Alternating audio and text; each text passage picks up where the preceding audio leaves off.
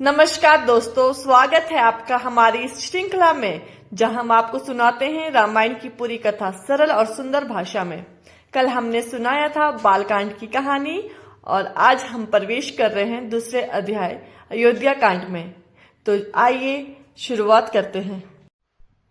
अयोध्या कांड पहला हिस्सा। अयोध्या नगरी में उत्सव का माहौल था। राजा दशरथ ने निश्चय किया कि अब समय आ गया है अपने ज्येष्ठ पुत्र राम का राज अभिषेक करने का। राम के गुण, उनकी मर्यादा और धर्म पालन देखकर सभी प्रजाजन प्रसन्न थे। अयोध्यावासी यही चाहते थे कि अब राम ही उनके राजा बने।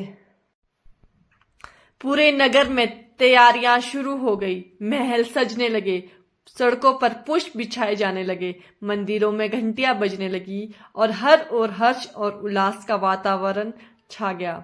महारानी कौशल्या भी आनंद से भर उठी।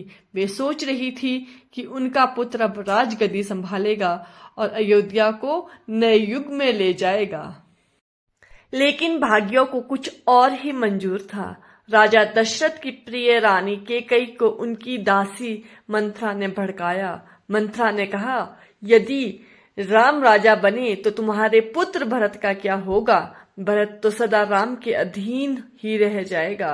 धीरे धीरे मंथरा ने कैकेयी के मन में ईर्ष्या का बीज बो दिया और फिर वही रानी कैकेयी जिसने राम को हमेशा अपने पुत्र की तरह चाहा था, अब कठोर हो गई। उन्होंने राजा दशरथ से 2 वरदान मांगे। पहला कि भरत को अयोध्या का राजा बनाया जाए, दूसरा कि राम को 14 वर्षों के लिए वनवास भेजा जाए। ये सुनकर महाराज दशरथ स्तंभ रह गए। वे राम के बिना जीने की कल्पना भी नहीं कर सकते थे, लेकिन राजधर्म और अपने वचन के बंधन में बंधे हुए वे असहाय हो गए। तो दोस्तों, आज हमने सुना अयोध्या कांड का पहला हिस्सा, जहां राम का राज अभिषेक होना था, लेकिन कैकेयी के वरदान ने सब बदल दिया।